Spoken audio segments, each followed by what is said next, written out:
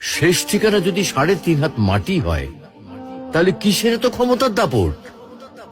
ভোর 5টায় মৃত্যু, সকাল 6টায় জানিয়ে দেওয়া হবে মাইকে, 8টায় শেষ গোসল করানো হবে, 9টায় তোমাকে নতুন কাপড়ে সাজানো হবে, জোহরের নামাজের পরে তোমার আলিশান বাড়ি থেকে বের করে নিয়ে যাওয়া হবে, 2টায় তোমার জানাজার নামাজ পড়ানো হবে, 2:30টায় তোমাকে কবরে নামিয়ে ফেলা হবে।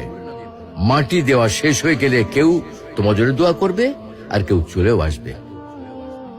এই তো জীবনের শেষ আয়োজন।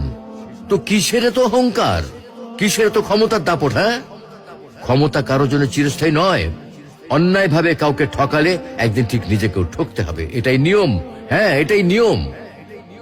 ভোরের সূর্যোদয়ের আলোতে যে পৃথিবী আলোকিত হয়, সন্ধ্যার সূর্যাস্তে তা আবার হারিয়ে যেত দেখি।